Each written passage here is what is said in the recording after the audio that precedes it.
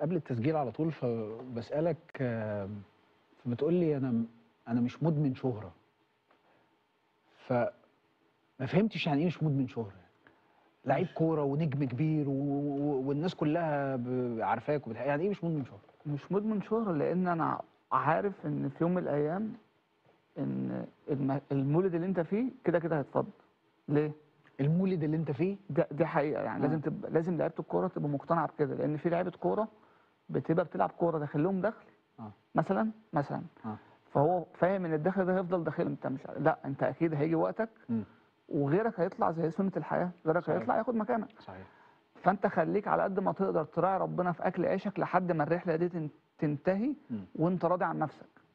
حلو. يعني تخلص المشوار بتاعك في الكورة وانت خلاص، انا الكورة دي نديت لها كل حاجة، حافظت على نفسي، بنام كويس، باكل كويس، محافظ على جسمي. لان هو جسمك ده خلي بالك، هو يعني لعيب الكوره اللي بيحافظ على جسمه، هو جسمك ده الاله بتاعتك. صح. اللي انت على قد ما تدخل له حاجه كويسه وتعمل له ريكفري كويس وتمرن كويس وتخلي بالك من نفسك، على قد ما هيديك.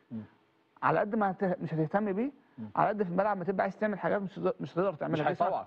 يقول لك لا، انت اصلا انت مش انت ما خدتش بالك مني اصلا. بالظبط. فانت حاول على قد ما تقدر فتره الكوره دي كلها عيش لها. اما تبطل كوره كده كده هتتنسي. فانت لازم تبقى عارف. مش كله يا تريزيجيه. ايه؟ مش كله بيتنسي. يعني في ناس قدرت تحافظ على رونقها وبريقها.